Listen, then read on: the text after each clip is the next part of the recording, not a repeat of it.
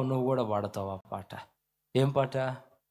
సర్వోన్నతుడా నీవే నాకు, ఎవరు లేరు. ఆల్రెడీ ఆ పాటలు పాడుతున్న వాళ్ళు ఉన్నారు. ముందుగానే చెప్తున్నాను, దేవుని మీద మనసు ఆనుకోవాలి. పరిస్థితులు ప్రతికూలం కాకముందే, ఎవరు ఉన్నా లేకపోయినా మనం యేసయ్యతో ఈ అనుబంధాన్ని కలిగి ఉంటే ఆ జీవితమే వేరు. ఎందుకంటే యేసయ్య ఒక మాట అంటున్నాడు, ఇక్కడున్నంత వరకు నేను నీతో ఉంటా.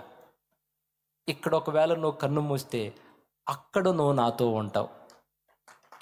మళ్ళా చెబుతా, ఈ ఈ పాయింట్కి ఎండింగు. ఇక్కడున్నంత వరకు నేను నీతో ఉంటాను. నేనంటే నేను కాదు, ఇక్కడున్నంత వరకు దేవుడు నీతో ఉంటాడు. ఇక్కడ నువ్వు కన్ను మూసిన నాడు అక్కడ నువ్వు ఆయనతో ఉంటావు. ఎక్కడైనా అక్కడైనా ఉండేది మాత్రం యేసయ్యే.